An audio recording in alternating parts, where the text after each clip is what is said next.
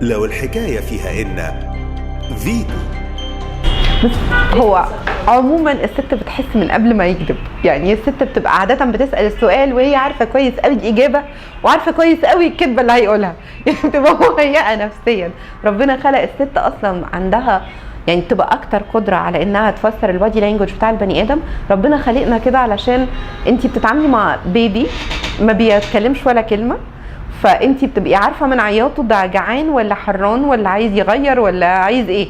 فهو ربنا خلقك عندك الملكه دي اصلا.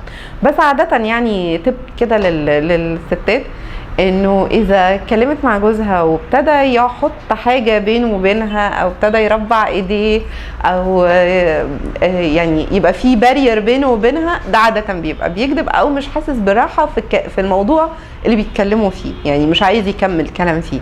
اذا حط ايده على وشه، مناخيره، دقنه، دعك في عينه، يعني حاجه من الحاجات دي عاده بيبقى بيكذب يعني.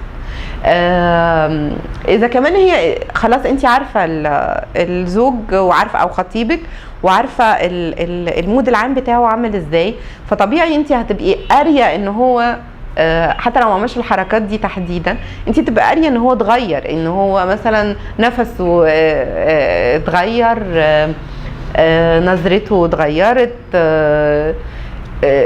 حدقة العين، يعني في تغيرات فسيولوجية بتحصل حتى لو هو حاول ان هو يعمل اكشن ما يبينش بيه اي توتر.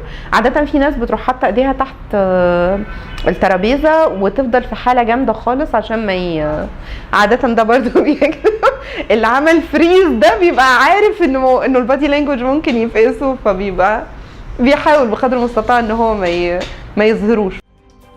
فيتو.